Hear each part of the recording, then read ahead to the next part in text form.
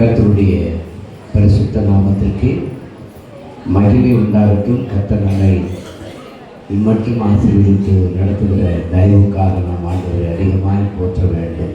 அல்லேலூயா. மகிழ்ச்சியாக இருக்கிறவங்க எல்லாரும் ஒரு அல்லேலூயா சொல்லுவோமா? ஆமென். அல்லேலூயா. உங்கள் துக்கம் சந்தோஷமாய் மாறும் என்று சொன்ன தேவன் நமக்கு இந்த வருஷத்தில் கொடுத்திருக்கிற வாக்குத்தத்தங்கள் என்னென்ன வாக்குத்தத்தம்? வாக்குத்தத்தம் என்னென்ன? சந்தோஷமும் மகிழ்ச்சியும் உண்டாகும். எனக்கு அன்பானவர்களே, சந்தோஷத்தையும் மகிழ்ச்சியையும் கர்த்தர் நமக்குள் வைத்திருக்கிறார்.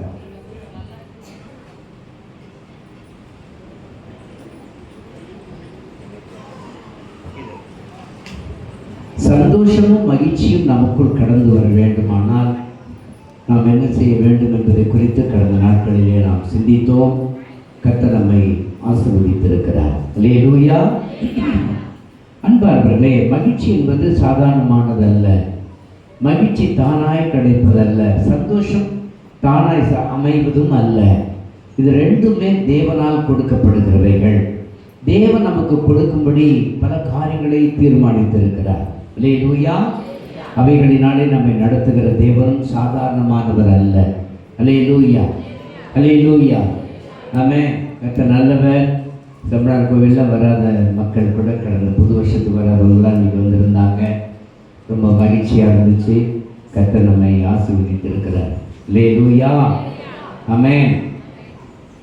தேவனுடைய பராமரிப்பு நம்முடைய வாழ்க்கையில் மகிழ்ச்சியை கொடுக்கிறது.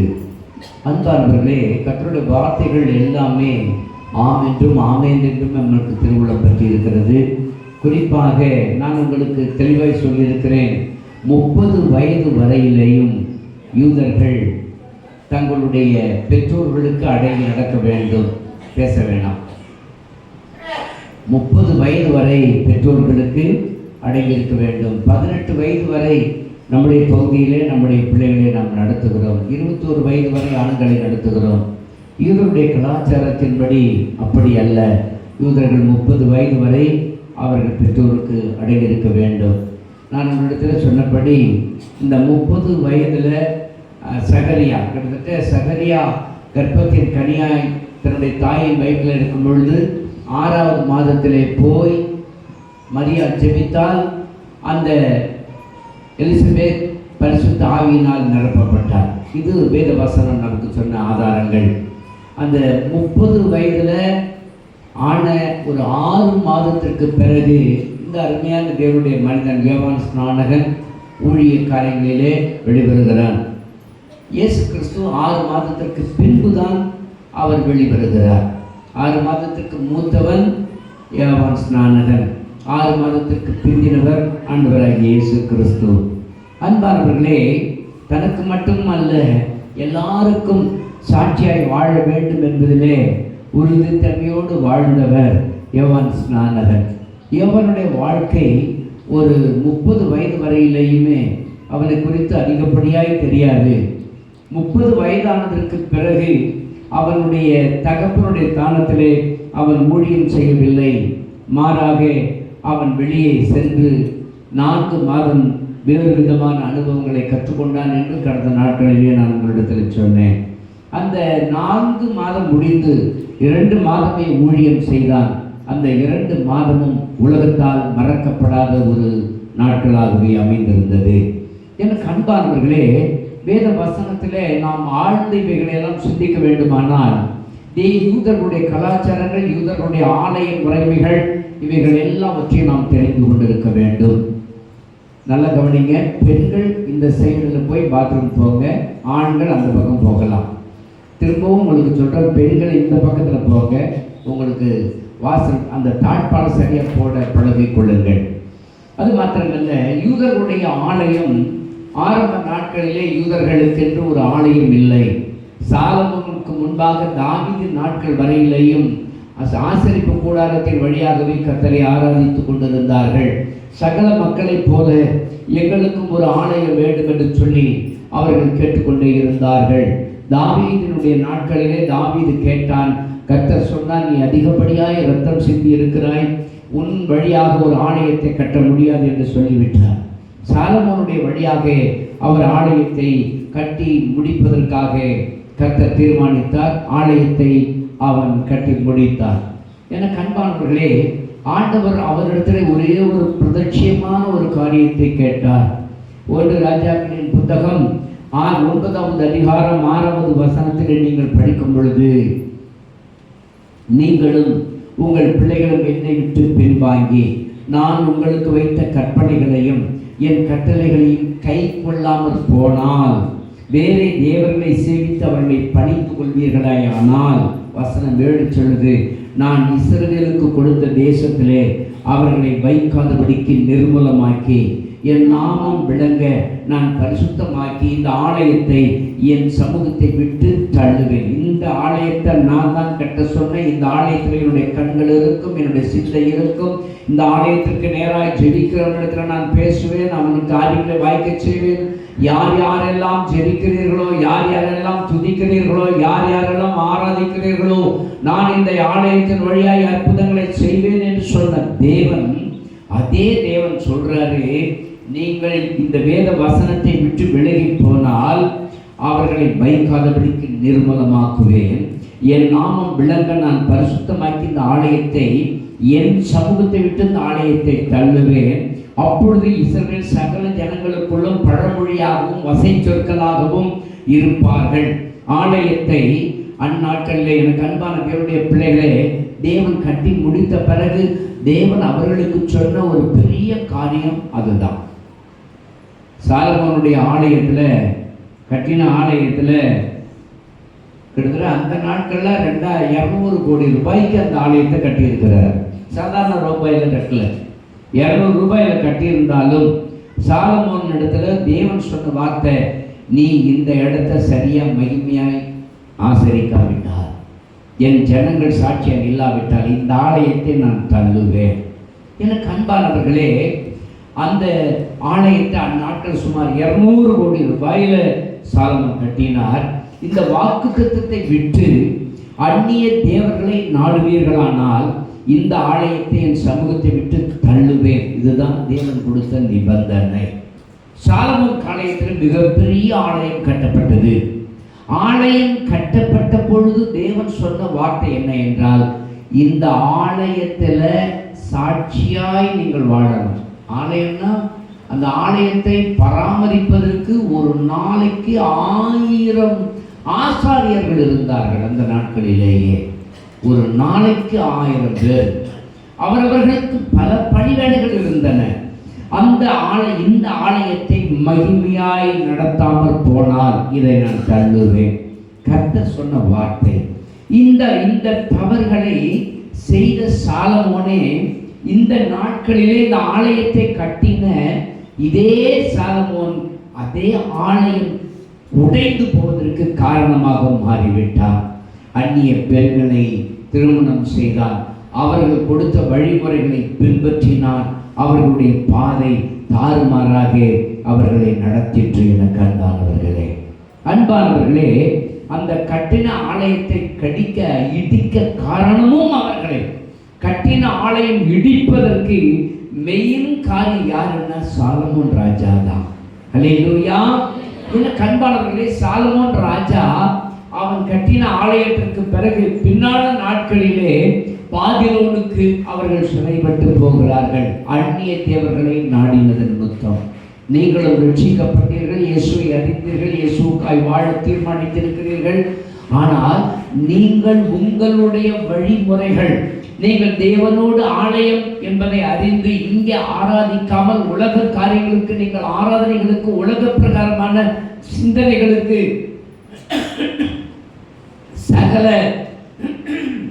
சகல பொருள் ஆசைங்கிறது ஒரு விக்கிரக ஆராதனை வசனம் சொல்லுது. சகல விதமான காரியங்களுக்கு நீங்கள் அடிமைப்பட்டு போவீர்களே, ஆனால் இந்த ஆலயத்தை கர்த்தர் தள்ளி விடுவார். ஒரு விசுவாசி எப்ப பின்மாற்றமா போறான்னா, அவருடைய வாழ்க்கை தாறுமாறாய் போவதற்கு அடிப்படை காரணம் அவர்களுடைய வழிமுறைகள், வழிபாட்டு உரிமைகள், வழிபாட்டு ஸ்தலங்கள் சீர்கெட்டு போகும் பொழுதுதான். நமக்கு கிடைக்கிறவைகள் போதும் நினைக்கிறோம், இதுக்கு மிஞ்சி அதுக்காக நம்ம வாழும் பொழுது நம்முடைய வாழ்க்கை வீணாய் போய்விடும் என கருவார்களே. இந்த ஆலயத்தை நாம் மகிமையாய் எண்ணும் பொழுது இந்த ஆலயத்திலே கர்த்தர் வாசம் பண்ண ஆரம்பிக்கிறார். அல்லேலூயா, அல்லேலூயா. எனக்கு அன்பானவர்களே, இந்த பாபிலோனியர்களாலே இந்த ஆலயம் இடிக்கப்பட்டு விட்டது. கிட்டத்தட்ட 70 வருடங்களிலே அடிமையாகவும் போகிறார்கள். எனக்கு அன்பானவர்களே, இப்படி போனவர்களை கர்த்தர் அப்படியே விட்டுவிடவில்லை. அவர்கள் அடிமையாய் போன இடங்களிலே தவித்த தவிப்புகள், கண்ணீர்கள், இவைகளெல்லாம் கண்டு அங்கேயும் சாட்சியாக ஒரு சிலரை நடத்தினார். சாத்ராக், மேஷாக், ஆபேத்நேகோ இவர்களையெல்லாம் கர்த்தர் நடத்தினார். நெகேமியாவை நடத்தினார், எசுராவை நடத்தினார், ஓரேசை நடத்தினார். இப்படி சகலரையும் நடத்துகிறார். கர்த்தர் அவர்களிலிருந்து ஒரு பிரிவை கொண்டு வருகிறார். எஸ்ரா, நெகேமியா, செருபாபேல் இவர்களை கொண்டு இஸ்ரேல் தேசத்துக்கு அவர்களை கொண்டு வருகிறார். இஸ்ரேல் தேசத்தில் கொண்டு வந்து அவர்கள் இரண்டாவது ஒரு ஆலயத்தை, சிறிய ஆலயத்தை கட்டினார்கள். சாதாரண ஆலயம், ஒரு பெரிய ஆலயத்தை அவங்களால் கட்ட முடியல. எனக்கு அன்பான தேவனுடைய பிள்ளைகளே, கர்த்தருடைய தீர்க்கதரிசி ஆகாஷ் தீர்க்கதரிசி அவன் தெளிவாய் சொன்னான், தீர்க்க தரிசனமாக சொன்னான், முந்தின ஆலயத்தின் மகிமையை விட பிந்தின ஆலயத்தின் மகிமை பெரிதாயிருக்கும் என்ற வாக்கு தத்தத்தை அவன் கொடுத்தார். அங்க ஆலயத்தை அவன் என்ன வாக்கிய சொல்றான்? முந்தின ஆலயத்தின்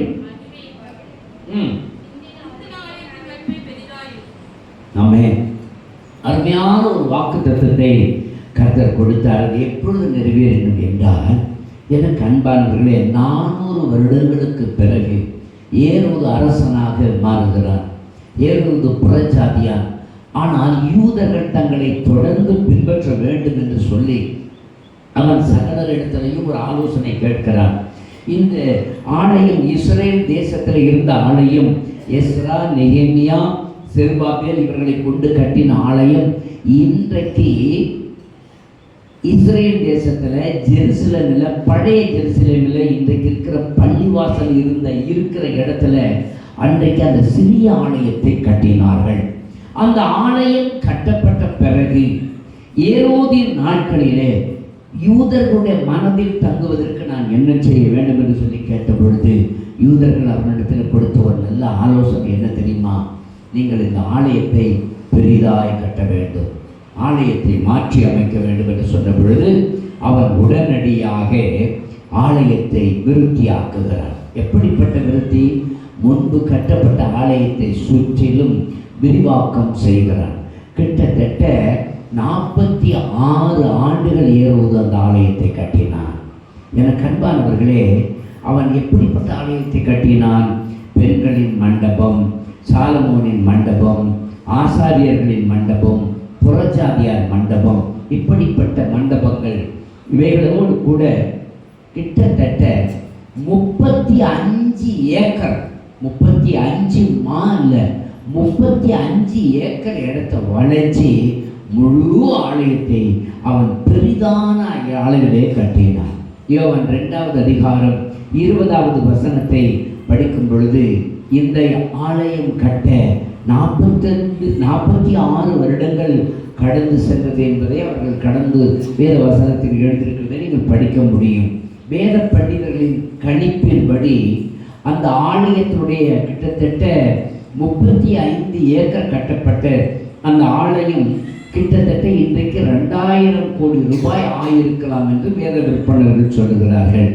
எனக்கு அன்பானவர்களே, அப்படிப்பட்ட ஒரு கடினமான நேரத்தில் கிட்டத்தட்ட 2000 கோடி செலவு பண்ணி இந்த ஏரோது ராஜா அந்த அரண்மனை, அந்த தேவனுடைய ஆலயத்தை கட்டி விரிவாக்கினான். அல்லேலூயா. எனக்கு அன்பானவர்களே, அந்த ஜனங்கள், இஸ்ரவேல் ஜனங்கள் அந்த ஆலயத்தை காணும் பொழுதெல்லாம் கடி கூறுகிறார்கள். 32 ஏக்கர் இடத்தை, 35 ஏக்கர் இடத்தை அளவுக்கு அவ்வளோ பிரம்மாண்டமான ஆலயம். அது உள்ளே போனால் எங்கே வருவது என்று கூட தெரியாது. அப்படிப்பட்ட ஒரு பெரிய இடத்தை, அந்த ஆலயத்தை இந்த ஏரோது ராஜா கட்டினான். அல்லேலூயா. லூக்கா 1வது அதிகாரம் 15வது வசனத்தை படிங்க பார்ப்போம். லூக்கா 1:5. யூதாயா தேசத்தின் ராஜாவாகிய ஏரோதின் நாட்களில் அபியா என்னும் ஆசாரிய வகுப்பில் போதும். யூதயா தேசத்தின் ராஜாவாகிய ஏரோதின் நாட்களில், கிட்டத்தட்ட அந்த நாட்களில் ஆலய பணிக்கென்று 24,000 ஆசாரியர்கள் இருந்தார்கள். எவ்வளவு பேர்? 24,000 பேர். எனக்கு அன்பானவர்களே, 1 நாளாகமும் 24வது அதிகாரத்தை நீங்கள் வீட்டில் போய் படித்து பாருங்க. 24,000 பேர். ஒரு வாரம், நல்லா கவனிக்கணும், ஒரு வாரம் 1000 பேர் ஊழியம் செய்வார்கள். நல்லா கவனிக்கணும். ஒவ்வொரு நாளும் அவர்கள் அதிகாலை 3 மணிக்கு ஆலயத்திற்கு வருவார்கள். 3 மணிக்கு ஆலயத்துக்கு வரணும். அவங்க எத்தனை மணிக்கு எழுந்திருச்சிருக்கணும்? 1 மணி 2 மணிக்கு. இந்த ஆசாரிய ஊழியம் வாய்ப்பு இந்த 1000 பேருக்கு கிடைக்குதுன்னா அது ஒரு பெரிய பாக்கியமாக அவர்கள் நினைப்பார்கள். செய்திக்கும் இதுக்கு என்ன சம்பந்தம்னா கடைசியாக நீங்கள் புரிஞ்சுக்க முடியும். அன்பானவர்களே, 1000 பேரும் தேவனால் தெரிந்து கொள்ளப்பட்டவர்கள். இந்த 1000 பேரும் அதிகாலை 3 மணிக்கு வருவார்கள். கிட்டத்தட்ட பார்த்தீங்கன்னா 6 மணிக்கு எக்காலம் ஊதப்படும் பொழுது இள நீல வஸ்திரங்களை அவர்கள் தரித்து கொண்டு அந்த ஆலய பணிக்கு ஆயத்தமாவார்கள். 9 மணிக்கு முதல் பலி செலுத்தப்படும். அன்பானவர்களே, 9 மணிக்கு முதல் பலி செலுத்தப்படும். ஜனங்கள் 1000கணக்கிலே செலுத்துவார்கள். 1000 ஆசாரியர்களும் பலி மாடுகளை செலுத்துவார்கள். காலையிலிருந்து ஒரு ஆசாரியன் வெளியே வரும் பொழுது முதல் பலி வரும். அந்த மாட்டையோ ஆட்டையோ சுத்திகரித்து இதுதான் வழிமுறை என்பதை உறுதிப்படுத்தி அந்த மாடை அந்த முதல் ஆசாரியன் பலி செலுத்துவான். பலி செலுத்துறதுக்கு பிறகு அவனுக்கு தசமமோ காணிக்கைகளோ அந்த இதிலிருந்து வருகிறதை அவன் அன்றைக்கு அவன் பெற்றுக்கொள்ள வேண்டும். அவர்கள் கடந்து போய் விடுவார்கள். எத்தனை ஆயிரக்கணக்கான ஆடுகளும் மாடுகளும் வரும். வரிசையாய் மாறி மாறி இந்த 1000 ஆசாரியர்களும் பலிகளை செலுத்துவார்கள். பிரதான ஆசாரியன் வயது முதிர்ந்தவனாய் இருக்கக்கூடும். அப்படி தெரிவு செய்யப்பட்ட பிரதான ஆசாரியர்கள் அந்த பழுத்த நிலையில இருக்கிறதுனால அவன் 3 ஆசாரியர்களை தேர்வு செய்வார். 1000 பேரையும் சீட்டு குலுக்கி அதுல முதல் சீட்டு யாருக்கு விழுகிறதோ அவனை முதல்ல கூப்பிடுவாங்க. அப்படி கூப்பிடுகிறவர்கள் வயது முதிர்ந்தவர்களை மையமாக வைத்துதான் அந்த சீட்டு குலுக்கப்பட்டு அதில் முதல் ஆள் வருவான். அந்த வயது முதிர்ந்த முதல் ஆள் வந்தால் அவன் என்ன செய்ய வேண்டும் என்றால், ஆசாரிய அதாவது தேவனுடைய ஆலயத்திற்குள் பிரவேசித்து நேற்றைய தினத்தில் வைக்கப்பட்ட அப்பங்களை எடுத்து சுத்திகரித்து அதை வெளியே எடுத்து வைத்துவிட்டு அதை சுத்திகரித்து புதிய அப்பங்களை அவன் செலுத்த வேண்டும். அவன் அந்த வேலைகளை செய்து முடித்து வெளியே வந்து விடுவான். இரண்டாவதாக தேவனுடைய குத்து விளக்கை ஏற்ற வேண்டும். இரண்டாவது ஆசாரியன் அவன் குத்து விளக்கை ஏற்ற வேண்டும். மூன்றாவது ஆசாரியன் தூப வர்க்கத்திலே தூபத்தை காட்ட வேண்டும். எனக்கு அன்பானவர்களே, இதுல எல்லாம் சில ரகசியங்களை அடங்கி தேவன் வைத்திருக்கிறார். முதல் ஆசாரியன் சமூக தப்பங்களை அடுக்க வேண்டும். ஒரு ஆசாரியன் அந்த இஸ்ரவேல் ஜனங்களுடைய வம்சத்திற்கு தகுந்த அந்த ஆசாரிய முறைமையின்படி சமூகத்து அப்பங்களை அடுக்க வேண்டுமானால் அதை சுமந்துக்கிட்டு போகணும். அதை சுமக்கிறதுக்கு முன்னாடி வேறொரு தட்டை எடுத்துக்கிட்டு அதை சுத்திகரிக்க வேண்டிய முறைகளையும் எடுத்துக்கொண்டு அவன் போக வேண்டும். ஆகவே இந்த 3 ஆசாரியர்களுக்கும் ஒரு விதிவிலக்கு இருந்தது. 3 ஆசாரியர்களும் தன்னுடைய மகனை மாத்திரம் அழைத்து போகலாம்.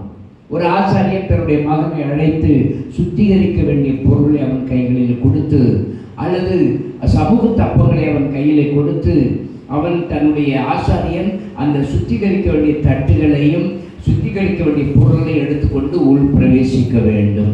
உள்ளே பிரவேசித்து, கதவுகளை திறந்து உள்ளே பிரவேசித்து, நேற்றைய தினத்தில் வைக்கப்பட்ட அந்த சமூக தப்பங்களை எடுத்து அந்த பாத்திரங்களை சுத்திகரித்து சமூக தப்பங்களை தன்னுடைய மகனுடைய கைகளிலே வெறுமையாக்கப்பட்ட தட்டுகளிலே பழைய அப்பங்களை எடுத்து வைத்து விட்டு இவன் சுத்திகரித்த பாத்திரத்திலே புதிய அப்பங்களை எடுத்து வைக்க வேண்டும்.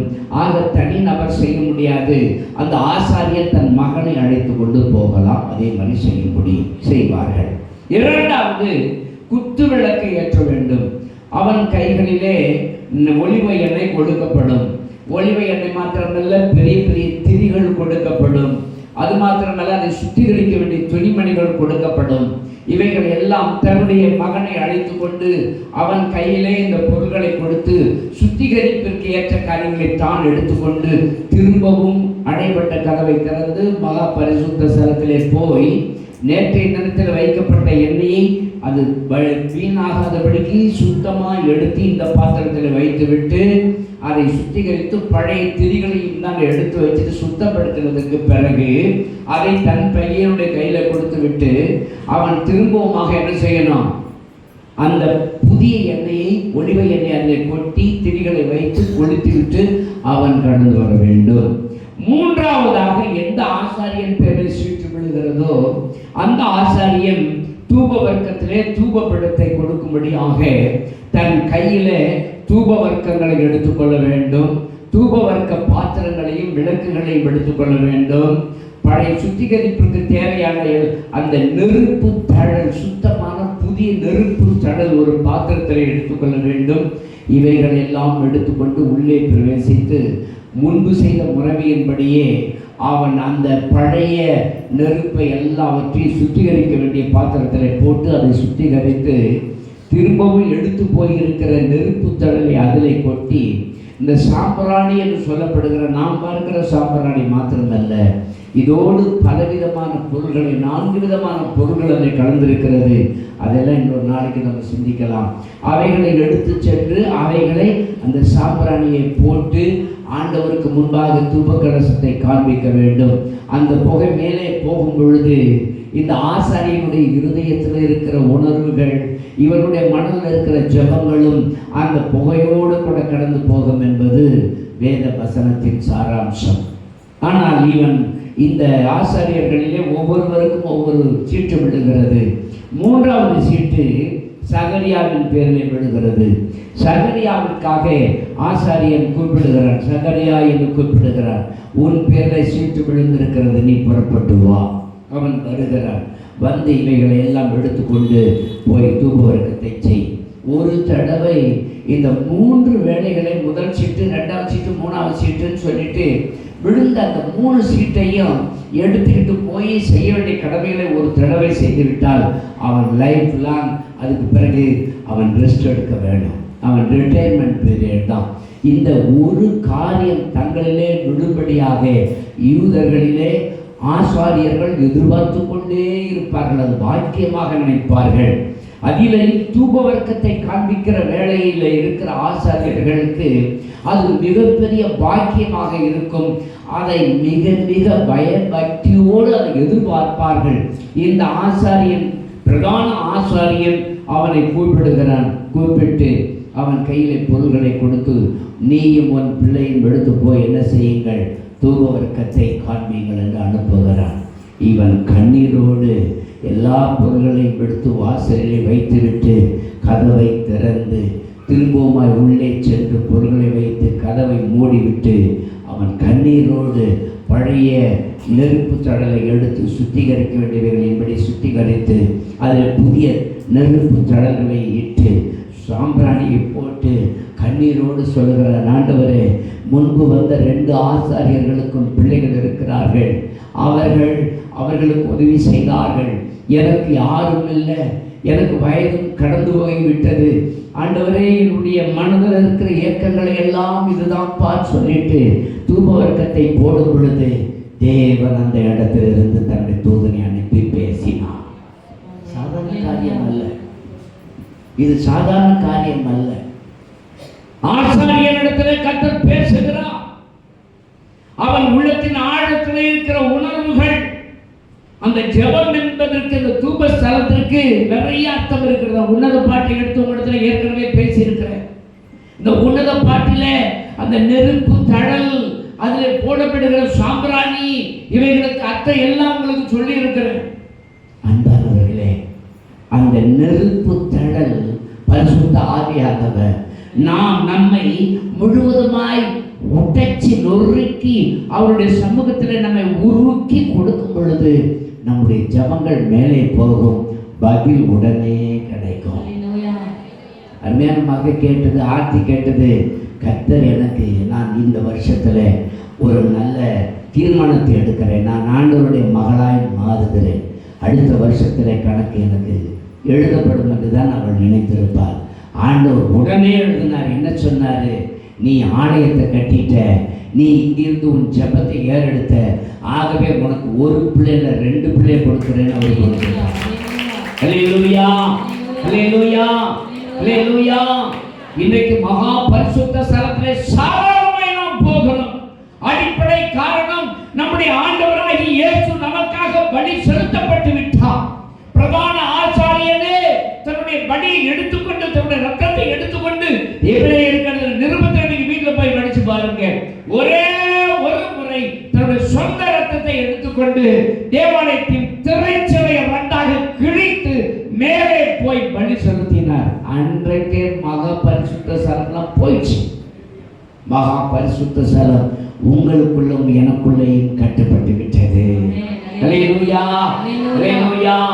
யூதர்களிலே இந்த 3 சீட்ல ஒரு சீட்டாவது கிடைக்கும் நினைக்கிற லேவியன் தன்னுடைய வாழ்நாள் கனவாக அதை வைத்திருக்க வேண்டும். வாழ்நாள் கனவு அது. எனக்கு அன்பானவர்களே, சகரியாவிற்கும் அந்த வாழ்நாள் கனவு நினைவாய் மாறினது. அது அவனுடைய வாழ்க்கையிலையும் வெளிப்பட்டது. எனக்கு அன்பானவர்களே, இந்த சகரியா பலிபீடத்தை அன்றைக்கு வருகிறார். ஒரு பெரிய பாத்திரத்தில் தூப வர்க்கம், பலிபீடத்தில் எடுக்கப்பட வேண்டிய, மாற்றப்பட வேண்டிய நெருப்பு தடல். ஒரு விசுவாசி பரிசுத்த ஆவியானவருடைய அபிஷேகத்தை பெற்றிருக்கிறார்கள் என்றால் அந்த அபிஷேகத்துல தீந்து போன சாம்பல் இருக்கும், அதை எல்லாம் வெளியில தள்ளணும். அது எப்படி? அபிஷேகம் உள்ளே நிரம்புகிற பொழுது நீங்களும் நானும் கண்ணீரோடு சொன்ன ஜெபங்கள் மேலே போகிறது. தேவையில்லாதவைகள் மிகுந்து கிடக்கிறது. அவைகளை புதிய அபிஷேகத்தினால நிரப்பும் பொழுதுதான் வெளியில தள்ள முடியும். அசுத்தம் வெளியே போகும். எனக்கு அன்பானவர்களை, தேவனுடைய சமூகத்தில் துதிக்கிற, ஜெபிக்கிற, வேதங்களை வாசிக்கிற, நம்மை அர்ப்பணிக்கிற அர்ப்பணிப்பு டெய்லி ரொட்டீனா நடந்துகிட்டே இருக்கணும். அப்பதான் நீங்களும் நானும் மாற்றப்படுவோம். எனக்கு அன்பானவர்களே, ஏற்கனவே எடுக்கப்பட்ட அந்த நெருப்பு தளர்களை வெளியே தள்ளிவிட வேண்டும். புதிய நெருப்பை உள்ள வைக்கணும். முள் கரண்டிகளை கொண்டு அந்த நெருப்பை எடுத்து வைக்கணும். ஒவ்வொரு நெருப்பாய் எடுத்து வைக்கும் பொழுது மனசு உடையுது. ஐயோ, எனக்கு ஒரு பிள்ளை இல்லையே. எல்லாம் மற்ற 2 ஆசாரியர்களும் தன்னுடைய பிள்ளைகளை அழைத்து கொண்டு வருகிறார்கள். அவர்கள் வந்து உதவி செய்கிறார்கள். எனக்கு உதவி செய்வதற்கு ஒரு பிள்ளை இல்லையே என்று சொல்லி அவன் தவித்து தடுமாறி உடைந்து அழுது கர்த்தருடைய சமூகத்தை நோக்கி பார்க்கிறான். அல்லேலூயா, அல்லேலூயா, அல்லேலூயா. அன்பானவர்களே, பிரதான ஆசாரியர் நம்முடைய கைகளிலே கொடுக்கப்பட வேண்டிய பொருளை கொடுத்து விட்டான். கேட்கிறான் ஒரு கேள்வி, உன்னுடைய பிள்ளை எங்கே? அவன் பதில் சொல்ல முடியவில்லை. அவன் பலிகளை செலுத்துகிற பொழுது நெருப்பு தடலிலே இந்த தூப வர்க்கங்களை போடும் பொழுது அந்த நெருப்பு எரிகிற பொழுது அவனுடைய உள்ளத்தின் ஆழத்தில் இருக்கிற உணர்வு எரிகிறது. உங்க வாழ்க்கையில் இருக்கிற குறைகள் எல்லாம் அதில் விடுகிறது. ஒரு அடியா சொல்லுங்க பார்ப்போம். நாம் ஜெபிக்கும் பொழுது, உபவாசித்து ஜெபிக்கும் பொழுது, கண்ணீரோடு தேவனுடைய ஆலயத்தில் ஜெபிக்கும் பொழுது, ஆண்டவரே என்னை என்னுடைய உணர்வுகளை உடைய கரங்களில் கொடுக்கிறேன் என்று சொல்லும் பொழுது கர்த்தர் அந்த ஜெபங்களின் வழியாகவே எடுத்துக் கொள்ளுகிறார். அல்லேலூயா. பரிசுத்த ஆவியானவருக்குள் நிரம்பி அழுது ஜெபிக்கிற பொழுது, இந்த ஆலயம் சாதாரண ஆலயம் அல்ல. ஒன்றை நான் உங்களுக்கு சொல்ல விரும்புகிறேன். இந்த தேவனுடைய ஆலயம் சாதாரணமானது அல்ல. ஆலயத்தில் பழுது இருக்கக்கூடாது. தவறு இருக்கலாம், தெரியாம தவறு செஞ்சிட்டேன். ஆனால் இனி அது தொடர்ந்தால் உயிர் கூட ஒரு தப்பாது. ஆலயம் இது சாதாரண ஆலயம் அல்ல, மகா பரிசுத்த ஸ்தலம். நான் குடிக்கிறதும் வெறுக்கிறதும் யாருக்கும் தெரியாதுன்னு யாரும் நினைக்கக்கூடாது. கர்த்தருக்கு தெரியும். அவர் அடிச்சாருன்னா அடிமோன் வாழ்க்கை நிற்காது, தவிடுபடியா மாறிடுவார். அல்லேலூயா. அன்பானவர்களே, வேதம் சொல்றது, பலிபீடத்திலே நெருப்பு தழல்களை போடும் பொழுது, பலிபீடத்தில் நெருப்பு தழல் போட்டு அந்த சாம்பிராணி எடுத்து கொஞ்சம் போட்டோம்னா அது நெருப்புல உருகி அப்படியே புகையா மேல போகும். அல்லேலூயா, அல்லேலூயா, அல்லேலூயா. அந்த நெருப்பு தழல் எனக்கு அன்பானவர்களே, வாசல் பகுதியிலே கதவு மூடப்பட்டு உள்ளே தூப வர்க்கங்கள் போடப்படுகிறது. வெளியிலே பார்த்தீங்கன்னா லட்சக்கணக்கான ஜனங்கள் கோத்திரம் கோத்திரமாக நின்று கொண்டிருக்கிறார்கள். கோத்திரம் கோத்திரமாக நின்று கொண்டிருக்கிறவர்கள் இன்றைக்கு தூப வர்க்கத்தை போடுகிற பொழுது இந்த ஜெபம் மேலே போகிறதா அல்லது கீழே வருகிறதா? இந்த ஜெபம் மேலே போனால் எங்களுடைய உடன்படிக்கை, எங்களுடைய பலிபொருள்கள் தேவனிடத்தில் போயிருக்கிறது என்று அர்த்தம் அல்லவா? அல்ல என்றால் எங்களுடைய வாழ்க்கை இந்த வருஷத்தில் பாதிக்கப்படும் அல்லவா என்று சொல்லி தவித்து எதிர்பார்த்து கொண்டிருக்கிறார்கள். அப்பொழுதுதான் ஒரு தேவதூதன் இறங்குகிறான். அவனை பார்த்த உடனே உடைந்து போய் விடுகிறது. ஐயோ, என்ன தேவதூதன் வருகிறான், தேவதூதன் வந்து இங்க நின்று கொண்டிருக்கிறானே, இந்த தேவதூதன் என்ன சொல்ல போகிறானோ என்று அவன் தவித்துக் கொண்டிருக்கும் பொழுது கர்த்தர் அவனோடு கூட பேசுகிறார். அல்லேலூயா. சகரியாவே பயப்படாதே. சகரியாவே, முதல் காரியம் என்ன செய்யணும்? பயப்படாதே. உன் வேண்டுதல் கேட்கப்பட்டது. உன் வேண்டுதல் கேட்கப்பட்டது. எனக்கு அன்பானவர்களே, சகரியாவே, அதே தேவன் உன்னை பார்த்து சொல்றாரு, உன்னுடைய பேர் எந்த பேரும் எனக்கு தெரியாது. ஒருவேளை உன்னுடைய மனதில் ஆழத்தில் அருமையான ஆத்தியுடைய தாயார் வந்து சொன்னாங்க, மாமியார் மற்றவர்களுடைய கொடுமை உச்சமாய் அவருடைய குடும்பத்தில் இருந்தது. மலடி என்று சொல்லி அவர்கள் கேவலமாய் பேசினார்கள். இந்த சத்தம் தாயாருக்கு எட்டுதோ இல்லையோ, கர்த்தருக்கு எட்டுறதுனால தான் கர்த்தர் அவர்களுக்கு என்று ஒரு வழி தருகிறார். அல்லேலூயா. கர்த்தர் வழிகளை திறக்கிறவர், உன் இருதயத்தின் வேண்டுதல்களை கவனிக்கிறவர். அவர் சாதாரணமானவர் அல்ல. அல்லேலூயா. சகோதரர் யாசர் லாரன்ஸ் ஒரு அருமையான பாடல் பாடியிருக்கிறார். என்ன கொடுப்பேன், நான் என்ன கொடுப்பேன் என்ற ஒரு அற்புதமான பாடல்.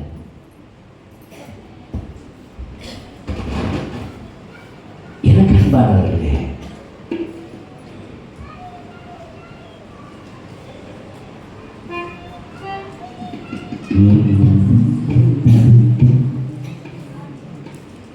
என்ன கொடுப்பேன் இயேசுவுக்கே,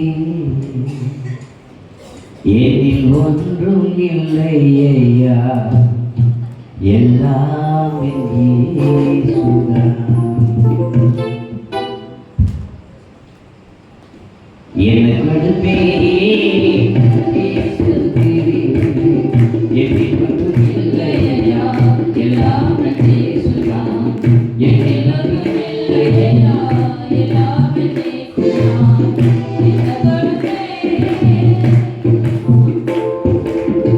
என்ன கொடுப்பேன் இயேசுவுக்கே, என்னில் ஒன்றும் இல்லையா, எல்லாம் இயேசுதான். என்னில் ஒன்றும் இல்லையா, எல்லாம் இயேசுதான். என்ன கொடுப்பேன்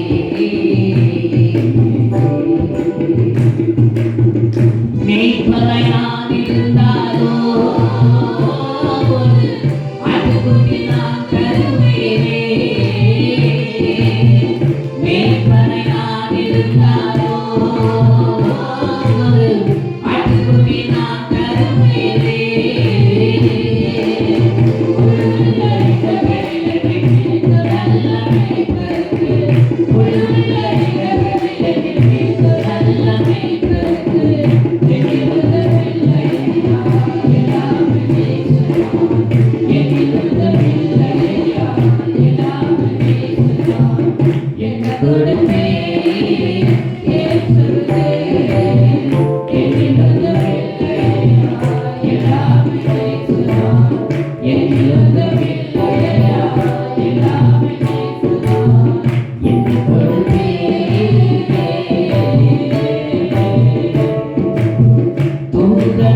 தூதனையாயிருந்தாரோ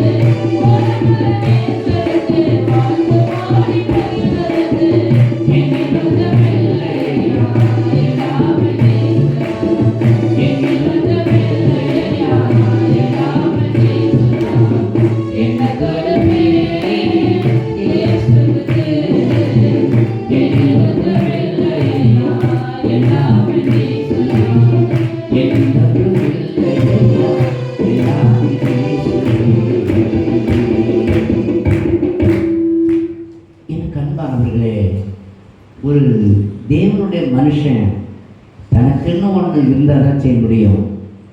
ஆசாரியே சொல்லிட்டான், பிரதான ஆசாரியும் சொல்லிட்டான், உன் பிள்ளை எங்கப்பா, உனக்கு உதவி செய்வதற்கு யாரும் இல்லையா? வாழ்நாளில் கிடைக்கக்கூடாத பாக்கியம் எனக்கு கிடைத்திருக்கிறது, தூபஸ்தம்பத்தை எடுத்து போவது. ஆனால் நான் உள்ளே பிரவேசிக்கிற பொழுது, அந்த உள்ளே பிரவேசித்து நான் தூபத்தை செலுத்துவதற்கு எனக்கு என்ன இல்லை? ஒரு குமாரன் இல்லை. கர்த்தர் அவன் அந்த குறைவோடு செலுத்தப்பட்ட அந்த தூப கலசத்திலே அவன் அந்த தூப வர்க்கங்களை நெருப்பிலே இட்ட பொழுது அது மேலே போகிறது. அது மேலே போகும் பொழுது தேவதூதன் அதிலிருந்து இறங்கி வலது பக்கத்தில் நின்று சொல்லுகிறான், சகரியாவே பயப்படாதே. என்ன சொல்றான்?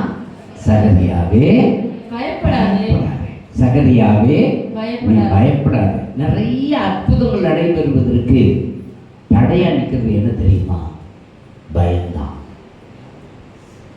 சில வாலிப பிள்ளைகள் என்னிடத்துல வந்து சொல்லியிருக்காங்க, ஐயா நான் ரொம்ப குடிக்கிறேன், ஆலயத்துக்கு வரேன், நான் குடிக்காம இருக்கிறதுக்குன்னா என்ன செய்யணும்? ரொம்ப பயமா இருக்கு, நான் ஆண்டவருடைய ஆலயத்துக்கு நான் வந்துட்டேன்னா இந்த குடி என்னை அடிச்சிருமோன்னு பயம். உண்மைதான். தேவனுடைய ஆலயத்தில் வந்து குடிக்கிறவர்களை கர்த்தர் சந்திப்பார். ஒரு சாதாரணமான சந்திப்பாக இருக்கார், ரொம்ப கொடூரமான சந்திப்பு. அப்படிப்பட்டவர்களை நிறைய பேர் நான் பார்த்துருக்குறேன். கத்தோலிக்க நாடார் கல்யாண மண்டபத்தில் ஒரு அருமையான சகோதரனும் ஒரு சகோதரி வருவார்கள். அவர் மனைவியையும் அனுப்பிச்சி விட்டுட்டு அவர் உள்ள உட்காந்துருப்பார். ஒரு குழந்தை பிறந்துச்சு, குழந்தையோடு கூட வந்து சமையல் உட்காந்துருப்பார். அவர் வாசலில் நின்றுட்டு குடிச்சுட்டு அப்படியே ஒரு மாதிரி மழிக்கிட்டு கொஞ்ச நேரம் நின்றுட்டு அப்படியே போயிடுவார். நாட்கள் கடந்தது. அந்த பையன் நல்லா பெரிய பையனாக இருந்த வரைக்கும் சமைக்கணும்னாங்க. அது பிறகு ஆள் அட்ரஸே இல்லை, 2 பேருமே இல்லை. நீண்ட நாட்களுக்கு பிறகு பக்கத்தில் ஒரு ஊழியக்காரருடைய மகளுக்கு திருமணம், என்னையும் அழைத்திருக்கிறார்கள். நான் போய் பார்க்குறேன், அந்த ஊழியக்காரனுடைய மகளுக்கு திருமணம் செய்ய போகிறத நினைக்கிற அந்த பையன் யாருன்னா, நம்ம சபையில் ஒரு சகோதரியோடு வந்த அந்த சின்ன பையன். அவன் வளர்ந்து ஊழியக்காரனாகி கல்யாணம் ஆகிடுச்சு. அவங்க அப்பாவை பார்க்குறேன், குள்ளமாக இருப்பார், குடிதாரனாக இருப்பார். அவரும் ரட்சிக்கப்பட்டு அவரும் ஊழியத்துக்கு வந்து அவரும் ஊழியக்காரன் மாறிட்டார். அவன் ஒன்று இங்கே வந்தால் மாறணும், அப்படி இல்லைன்னா க்ளோஸ். 2த்துல ஏதாவது ஒன்று நடந்தே தீரணும். அவருடைய நிலைமைகள் எல்லாம் பார்த்தீங்கன்னா ரொம்ப ஆச்சரியம். அந்த அருமையான சகோதரருடைய நிலைப்பாடுகளை பார்க்கும் பொழுது, புதுச்சேரியில் தற்காலத்தில் முதல்வராக இருக்கிறவருக்கு அடியாளாக இருந்து எத்தனையோ குடும்பங்களை அழித்த ஒரு மனுஷன். பின்னான நாட்களில் பாம்பேல ரெட் லைட் ஏரியாவில் ரெட் லைட்டில் தாதாவாக இருந்து பெண்களை கடத்திட்டு வர பெண்களை விபச்சாரத்தில் தள்ளின ஒரு மனுஷன். அந்த நாட்களில் இவரை கொல்லுவதற்கு ஒரு கேங் வந்துச்சு. அன்னைக்கு செத்துருந்தா செத்துருக்கணும். அன்னைக்கு திருட்டு ரயில் ஏறி சென்னை வந்து சென்னையில் ஒரு ஊழியக்காரன் வழியாக இவர் ரட்சிக்கப்பட்டார். ஒரு அழகிய சொல்லுங்க பார்ப்போம். மனுஷனை எப்படி ஆண்டவர் பிடிக்கிறார் பார்த்தீங்களா? ஒன்று ஆண்டவருக்குள்ளே வந்தே ஆகணும், இல்லைன்னு போயே ஆகணும். திருந்தணும். இங்கே வந்தால் இது திருந்துறதுக்குரிய இடம், தவறுகிறதுக்கு ஏற்ற இடம் அல்ல. நான் தவறிட்ட என்னை எவன் கவனிக்கிறான்னு ஒருத்தரும் சொல்ல முடியாது. அவருடைய இருதயத்தின் ஆழத்தில் தேவன் கொடுத்த வசனம் இருக்குது. அந்த வசனமே அவருடைய நியாயம் தீர்க்கும். அந்த வசனமே அவர்களை சீர்படுத்தும். அந்த வசனமே அவர்களை வெட்டும். வெட்டுகிறவர்களையும் வெட்டும், யாரை வெட்டணுமோ அவங்களையும் வெட்டும். ஒரு இடையில சொல்லுங்க பார்ப்போம். எனக்கு அன்பானவர்களே, சகரியாவினுடைய ஊழிய சகாப்தம் நிறைவேற போகிறது. அப்பொழுது தேவதூதன் சொல்லுகிறான், நீ பயப்படாதே, பயப்படாதையா, என் ஊழியம் இன்னைக்கு நிறைவேற போகுது. ரிட்டையர்மெண்ட் பீரியட் எனக்கு பிறகு இனிமே எனக்கு என்ன இருக்கு? இல்லை, இதுக்கு பிறகுதான் உனக்கு எல்லாமே இருக்குது. நீ பயப்படாத சகரியா, சகரியா நீ பயப்படாத என் அன்பு பிள்ளையே. என்னை அடிமைப்படுத்தி வைத்திருக்கிற குணங்கள், என்னை அடிமைப்படுத்தி வைத்திருக்கிற சுபாவங்கள், என்னை அடிமைப்படுத்தி வைத்திருக்கிற உலக சிந்தனைகள் எல்லாவற்றையும் கர்த்தர் ஒன்றிலிருந்து வேறெடுத்து போட தீர்மானித்திருக்கிறார். அல்லேலூயா. எத்தனையோ பேர் என்னுடைய ஊழிய அனுபவத்தில் 89 ஊழியத்துக்கு வந்தேன். கிட்டத்தட்ட 35 வருஷத்துக்கு மேலே ஆயிடுச்சு. ஆயிரக்கணக்கானவர்கள், கிட்டத்தட்ட 2500 பேருக்கு மேலேயாவது ஞானஸ்தானம் கொடுத்துருக்கிறேன். எத்தனையோ நபர்கள் ரட்சிக்கப்பட்டிருக்கிறார்கள். கொலைகாரர்களை சந்தித்திருக்கிறேன், கொள்ளைக்காரர்களை சந்தித்திருக்கிறேன், எப்படிப்பட்ட மனிதர்களை வேண்டுமானாலும் சந்தித்திருக்கிறேன். அவர்களை எல்லாம் கண்டு நான் ஒரு நாள் கூட பயந்ததே கிடையாது. என்னை பார்த்து தான் அவங்க பயப்படுறாங்க. ஆமென். ஐயா, உங்க வாயால சொல்லாதீங்கன்னு சங்கர் எத்தனை நாள் சொல்லியிருப்பான் தெரியுமா? கப்ரியல்கிட்ட சொன்னேன், ஐயா உன் பிள்ளையை ஒழுங்கா நடத்து, இவ்வளோ பட்டயங்களும் வீட்டையும் வீடு ஃபுல்லாக வச்சிருக்கீங்க, இது உன்னை காப்பாற்ற நினைக்கிறியான்னு. நீ ஜெயிலே இருந்தீங்கன்னா பாதுகாப்பாக இருப்ப. அவர் கடலூர் ஜெயிலிருந்து மயிலாடுதுறைக்கு வரணும்னா நம்மோடு சேர்ந்த ஒரு நண்பர் இருக்கார், கூடிய நண்பர். அவர் கடலூருக்கு போவார், கார் டிக்கியில் பயந்துட்டு படுத்துக்கிட்டு வருவான். நான் ஒரு இடத்துல சொன்னேன், மனிதனுடைய வாழ்க்கை எப்படிப்பட்டது பார்த்தியா? நீ தைரியமானவனா?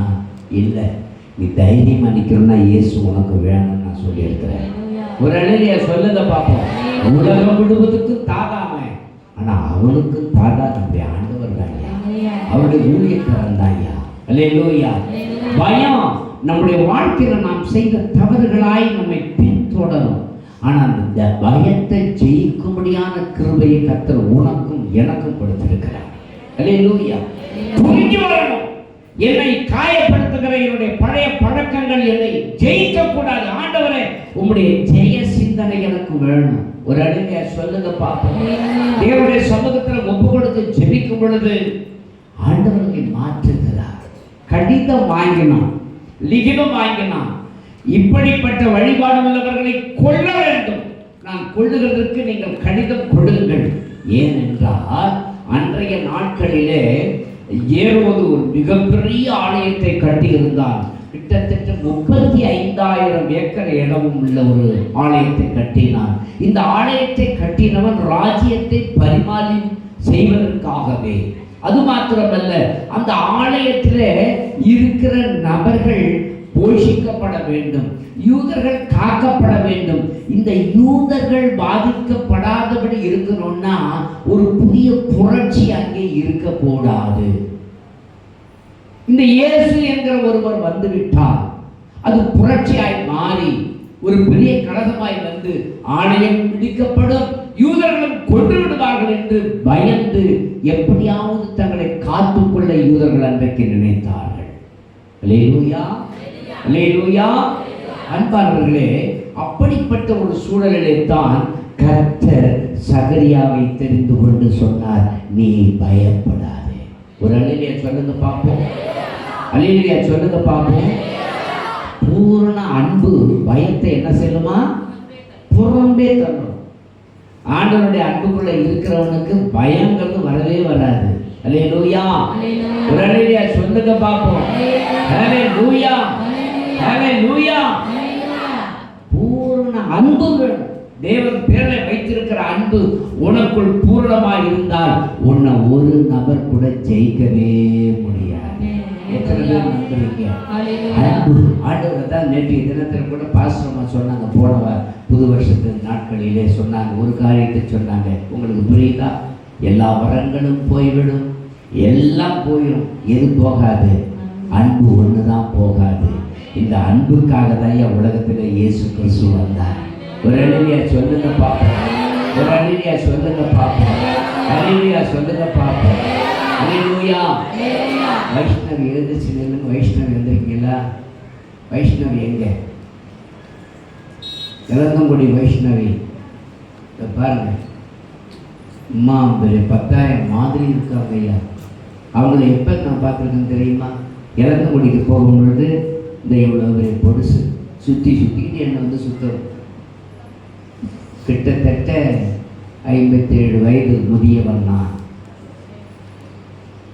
இந்த மாதிரி பிள்ளைகள் எல்லாம் நான் சந்திச்சிருக்கிறேன். அன்னைக்கு போட்ட விதை ஒன்று கூட வீணாக போகலை. ஒவ்வொரு ஆளாக ரட்சிக்கப்பட்டு கொண்டே இருக்கிறார்கள். உட்கார். ஒவ்வொரு ஆளும் ரட்சிக்கப்பட்டு கொண்டே இருக்கிறார்கள். யாரையும் ஆண்டவர் விட மாட்டார்.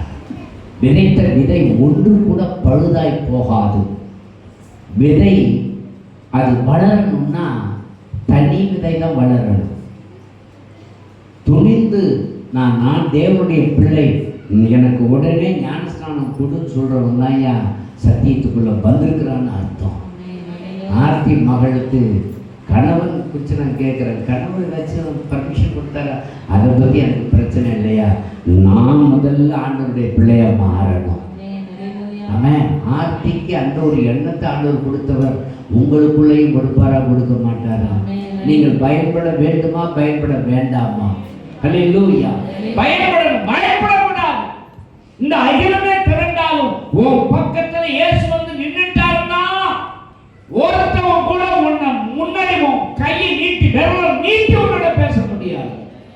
ஒரு தெய்வீக பயங்கரம் உண்டு, ஒரு தெய்வீக வல்லமை உன்னை சுற்றிலும் உண்டு. எனக்கு அன்பானவர்களே, நீங்கள் தேவனை ஆராதிக்கிற பொழுது, நீங்கள் தேவனை துதிக்கும் பொழுது, நீங்கள் தேவனை சமூகத்தில் உங்களை அர்ப்பணிக்கிற பொழுது, கர்த்தர் உங்களுக்கு சொல்லுகிற முதல் வார்த்தை, நீ பயப்படாத. இந்த சமுதாயத்தை பார்த்து பயப்படாத.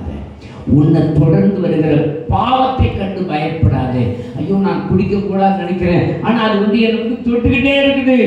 பயப்படாத, தூக்கி ஓரங்கட்டு. கர்த்தர் உன்னை நேசிக்கிறார், கர்த்தர் உன்னை நேசிக்கிறார். என்னுடைய வயது முதுமை, என்னால் நடக்க முடியவில்லை என்று சொல்லி தடுமாறாத.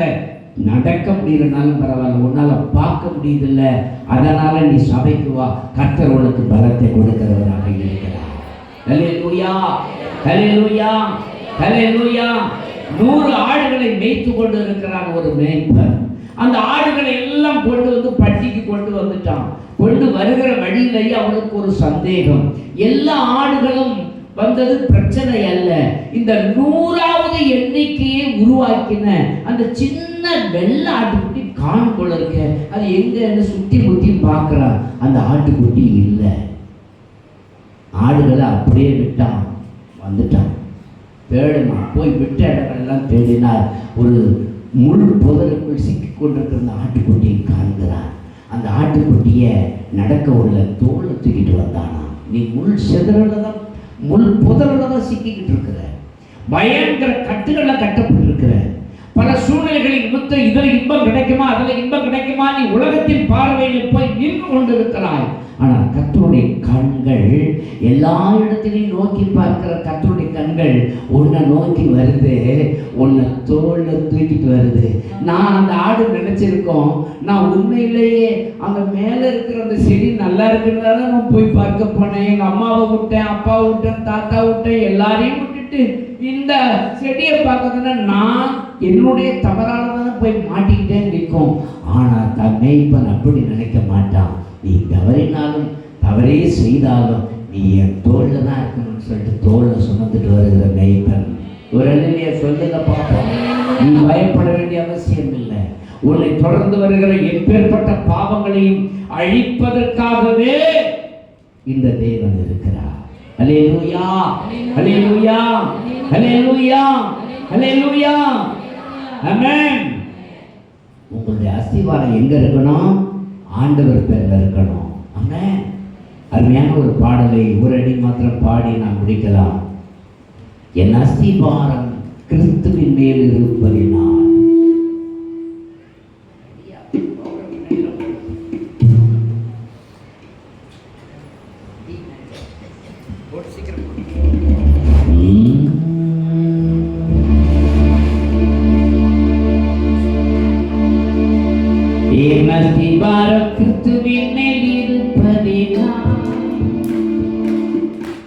அசைவதில்லை, நான் அசைவதில்லை. சகோதரர் யாசகேஸ் லாரன்ஸ் பாடின பாடல். என் அஸ்திவாரம் கிறிஸ்துவின் மேல் இருப்பதினால் அசைவதில்லை, நான் அசைவதில்லை. என் அஸ்திவாரம் கிறிஸ்துவின் மேல் இருப்பதினால் அசைவதில்லை, நான் அசைவதில்லை. அல்லேலூயா, ஆனந்தமே, அல்லேலூயா, ஆனந்தமே. இயேசு கிறிஸ்துவின் ஜெயம் பெறுவேன்.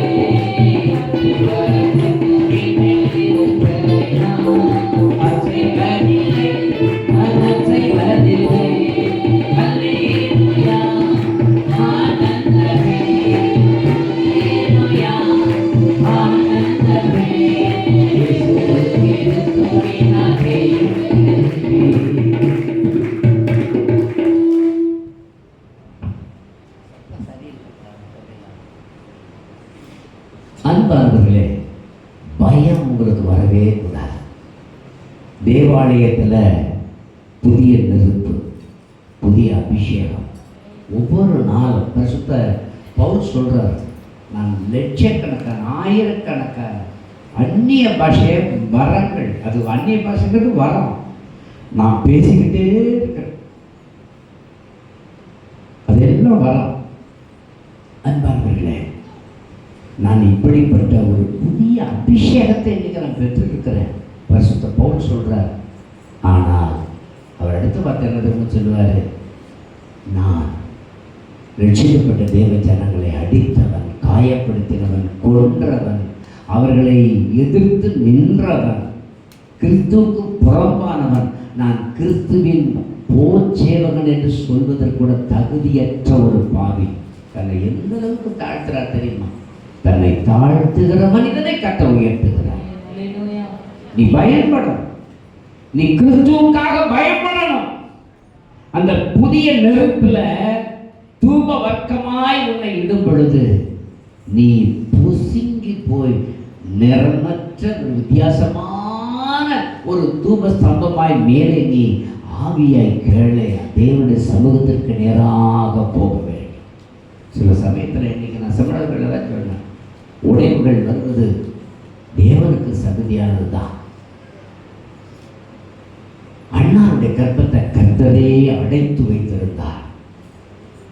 அவனுடைய சக்களத்தை அவனை கேவலமாய் பேசினான். உற்றார் உறவினர்கள் அத்தனை பேரும் அவளை மலடி என்று சொன்னார்கள், கேவலப்படுத்தினார்கள். அண்ணார் தன்னுடைய கணவனை பார்த்து சொன்னார், எனக்கு ஒரு குழந்தையை கொடு, உன் கர்ப்பத்தை கர்த்தரே அடைத்திருக்கிறார், நான் என்ன செய்வது? மருத்துவர்கள் போய் பார்த்தா எல்லாம் நல்லா இருக்குன்னு தான் சொல்றாங்க. உனக்கு ஒரு குழந்தை இல்லை, நான் என்ன செய்வது? அவன் சொல்றான், 10 பிள்ளையோட நான் உனக்கு பெரிய பிள்ளை இல்லையா? என்னை விட உனக்கு என்ன குழந்தை இருக்கிறது? ஆனா அவ தேவாலயத்துக்கு போனான். தேவாலயத்தில் அவ கண்ணீரோடு கதறி நிற்கிறான். அருமையான மக கண்ணீரோடு நின்னதை போல உங்களை ஒட்டச்சு வச்சிருக்கிறாருன்னா இந்த உலகத்தை கலக்கக்கூடிய தீர்க்கதரிசி ஒருவேளை உன் வயிற்றுக்குள்ள இருக்கலாம். இப்போ நொறுங்கி போய் அங்கே கதறி நிற்கிறான்னா ஆண்டவருக்கு தெரியும், 100 பிள்ளைய கொடுக்கறத விட ஒரே ஒரு பிள்ளை, உலகத்தை கலக்கிற பிள்ளை உன் வயிற்றுல நான் கொடுத்தேன்னா அதோட வாங்கி எதுவுமே இல்லை. அவ கண்ணீரோடு நிற்கிறார். கர்த்தர் அந்த இடத்தை பார்க்கிறார். கர்த்தர் அந்த இடத்தை பார்க்கிறார். பார்த்துட்டு சொன்னார், இந்த உலகத்தை கலக்கக்கூடிய தீர்க்கதரிசி சாமுவேல் உன் வயிற்றுல தான். நீ இப்பதான் தேவனுடைய ஆலயத்துக்கு வந்திருக்கிற. உன் புருஷனை கேட்ட, டாக்டரை கேட்ட, உலகத்தை கேட்ட, என்ன கேட்டியோ? இன்னைக்கு தானே வந்திருக்கிற, இன்னைக்கு தானே தேவன் வேதம் வந்திருக்கிற. இன்னைக்கு உனக்குள் பிறக்க போகிறது சாதாரணமானது அல்ல. ஆமென், ஆமென். அன்பானவர்களே, உடைந்து நொறுங்கி அண்ணாசினப்பட்டு அவள் தேவனுடைய ஆலயத்தில் வந்து கண்ணீர் மட்டும்தான் வருது, உடைவு உள்ளத்தின் ஆழத்தில் இருக்குது. நொறுங்கி போய் கேட்கிறா. ஆமென், அல்லேலூயா. நொறுங்கி போய் கேட்கிறா. கண்ணிலிருந்து தாரத்தாரைய தண்ணீர் ஊத்துது. ஸ்தூலித்த சரீரமான அந்த ஏலி ஓரத்தில் ஆசனத்தில் உட்கார்ந்து கொண்டு இருக்கிறான். அவன் அங்கிருந்து இவனை பார்க்கிறான். பார்த்து விட்டு அவன் பார்வையில என்ன நினைத்து இங்கே நிற்கிற அப்படின்னு. அப்ப அவன் சொல்றா, இல்லை, என் இதயத்தை உருக்கி உடைச்சி நான் இங்கே ஊற்றிட்டேன், உருக்கி உடைச்சி நான் ஊற்றிட்டேன். ஆமென். ஆண்டவரை தவிர யாருங்க?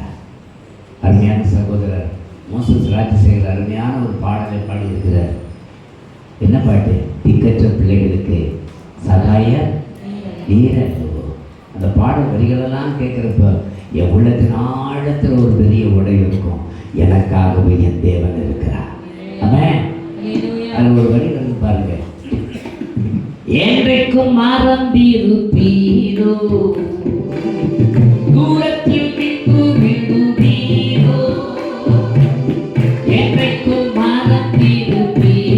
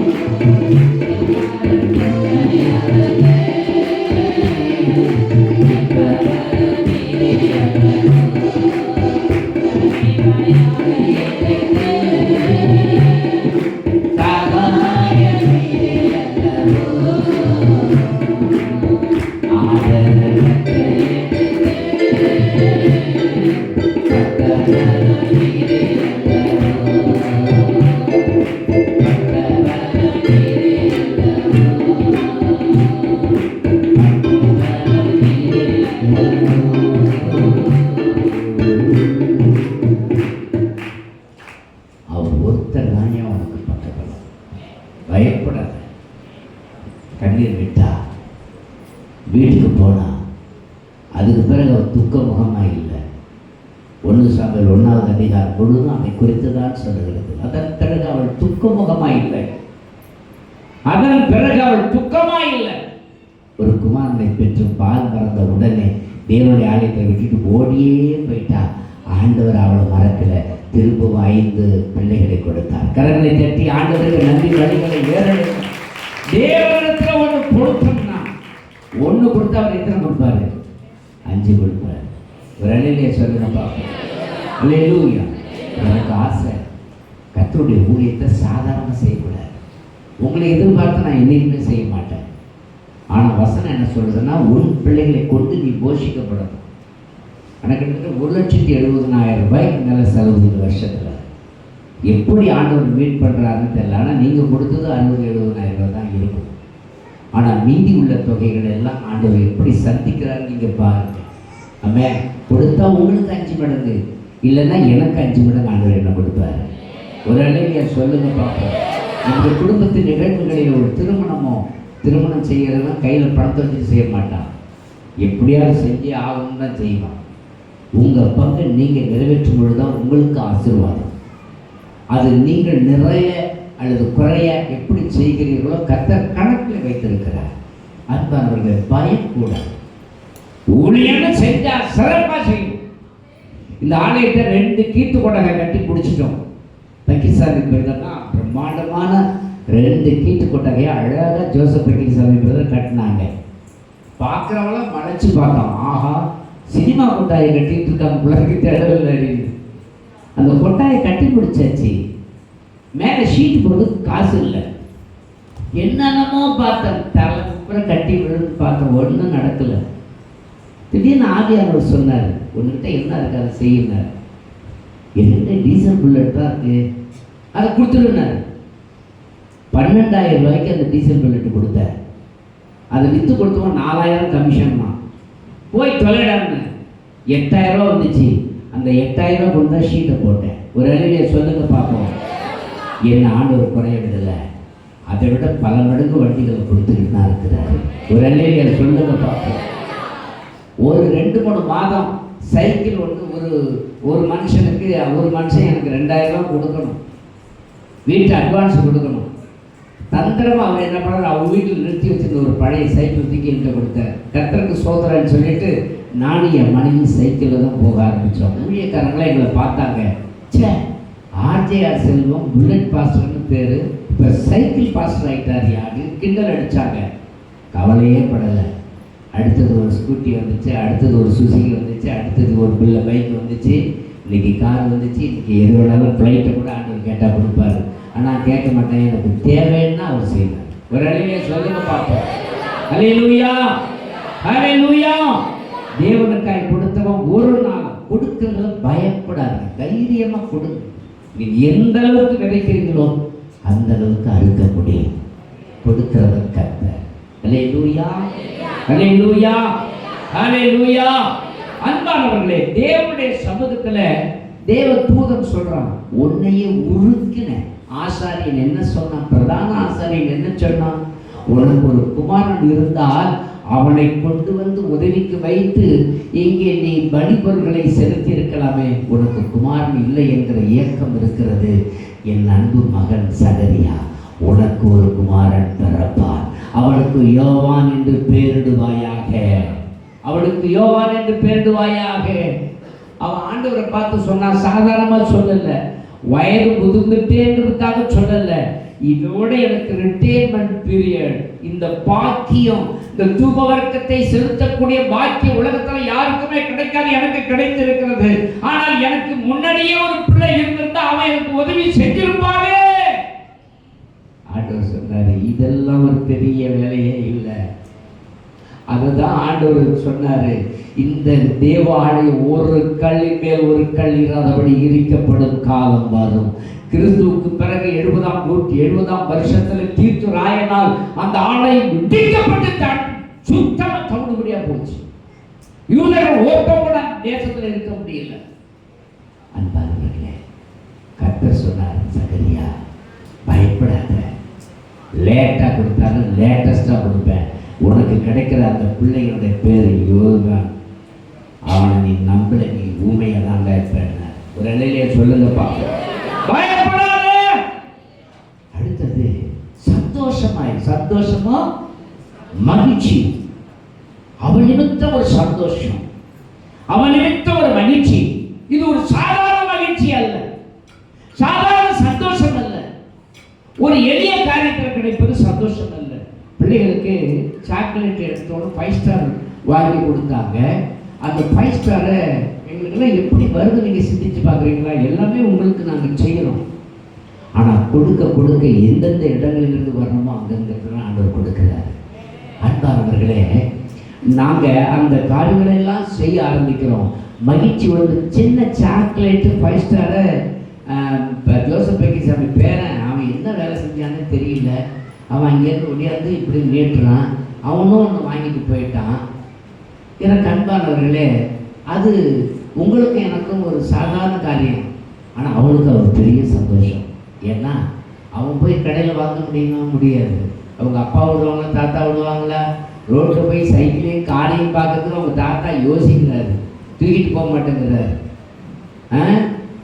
என்னப்பா வேலை இருக்குப்பா? அந்த 2 ஆடு என் வீட்டுக்காரம்மா வாங்கி விட்டுருக்காங்க, அந்த ஆடை மேய்க்கணும். ஏற்கனவே கொட்டாயெல்லாம் போட்டு கொடுத்து சம்பாரித்து கொடுத்தாங்க. ஆடு மேய்க்க விட்டுட்டாங்க.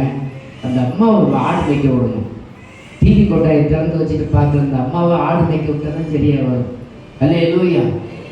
சம்பாரித்து 5 பிள்ளைகளையும் கல்யாணம் பண்ணி கொடுத்தது சாதாரண காரியமா ஐயா? அந்த மனுஷன் ஒரு மனுஷன் விட உலகத்தில் வேறு எதுவுமே எனக்கு பெருசு இல்லை. அதுதான் பெரிய பிள்ளை. ஆமென். அல்லேலூயா. அன்பானவர்களே, சந்தோஷம் என்பது நாம் உலகத்தினால் கிடைக்கக்கூடியவைகள் அல்ல. அந்த ஆடுக்குடி தூக்கிட்டு வரலாம் பாருங்க, மேய்ப்பன் சொன்னால் 100 ஆடுகள் வந்து பார்த்தா 100 ஆடுகளும் கரெக்டாக இருக்குது. செம்மறி ஆடுகளில் ஒரு பெரிய தன்மை என்ன தெரியுமா? செம்மறி ஆடுகள் வந்து சாதாரணமான ஒரு கட்டுப்பாடுகள் இருக்காது, ஒரு நல்ல கட்டுப்பாடுகள் இருக்கும். மேய்ப்பனான ஒரு ஆடு இருக்குது இல்லை, அந்த மேய்ப்பனான அந்த தலையாய் ஆடு என்ன சொல்லுதோ அதை தான் பின்பற்றும். மேய்ப்பன் பார்த்தீங்கன்னா ஒரு சமயத்தில் நான் ஏற்கனவே சொல்லியிருக்கிறேன், பெரிய மந்தை ஒன்று, ஆயிரக்கணக்கான மந்தைகள், கிட்டத்தட்ட ஒரு 6-7 மேய்ப்பர்கள் ஓட்டிக்கிட்டு வர்றாங்க. அவங்கள பார்த்து கேட்டேன், இது எல்லாம் ஒருத்தருடைய ஆடான்னு. அப்போ அவர் சொன்னார், இல்லை 3-4 பேருடைய ஆடுகளை நாங்கள் மேய்க்கிறோம். சரியா, நீங்கள் மேய்க்கிறதெல்லாம் சரி, எந்த ஆடு யாருக்குரியதுன்னு உங்களுக்கு எப்படி தெரியும்? இந்த ஒரு நிமிஷம் பாருங்கன்னாரு. அந்த மேய்ப்பர் அப்படியே ஒரு சத்தம் கொடுத்தார். சத்தம் கொடுத்த உடனே அவர் எட்டக்க போய்விட்டு சத்தம் கொடுக்குறாரு. அவர் ஆடுகள் மட்டும் அப்படியே தனியாக பிரிஞ்சு போய் அவர்கிட்ட போய் நிற்கிது. டேய் ஆடை அதான் ஓட்டிட்டு போட அப்படின்றாரு. இன்னொருத்தன் போய் எட்டக்கட்டி நின்று ஒரு சத்தத்தை கொடுத்தான். அவன் ஆடுகள் மட்டும் தனியாக பிரிஞ்சு போய் நிற்கிது. ஆடுகள் சத்தத்துக்கு கேள்வி கொடுக்குது. நீங்களும் நானும் சொல்லி கொடுக்குறதே இல்லை. 1:10 ஆயிடுச்சு, நேரம் இல்லை. உங்களுக்கு பரிசு கொடுக்குறதே நேரம் ஆயிடுச்சு. நீங்களும் நானும் தான் செவி கொடுக்கறது இல்லை. அன்பானவர்களே, அந்த ஆடுகள் கட்டுப்பாடுக்குள் இருக்கிறவர்கள். அந்த ஆட்டுக்குட்டி வந்த உடனே அந்த ஆட்டுக்குட்டி அந்த கூட்டத்தில் விட்ட உடனே அவ்வளோ சந்தோஷம். அத்தனை பேருக்கு கீழ்ப்படிந்து நடப்பது எனக்கு ஒரு சந்தோஷம். ஆனால் ஒரு சில ஆடுகள் மட்டும் தவறு பண்ணி பாருங்க, அதை நினச்சி மனசில் உடைவா. அதுக்காக நான் அதை விட தயாரல்ல. அதை நான் தோளில் சுமந்துட்டு வந்து அது கர்த்தருடைய சமூகத்தில் நிறுத்தணும்னு விரும்புகிறேன். அதை விட சந்தோஷம் எதுவுமே இல்லை.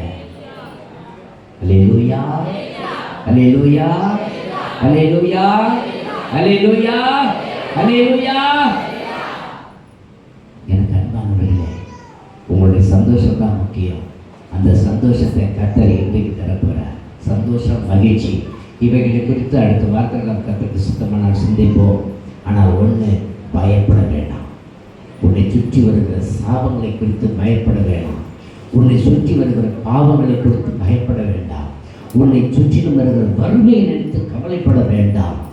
எது வந்தாலும் உன் தேவன் உன்னை நேசிக்கிறவர் உன் அருகிலேயே நின்றுகிட்டு இருக்கிறாரு. அதனால நீங்கள் பயப்படாதீங்க. ஒரு அலையிலையா சொல்லுங்க பார்ப்போம்.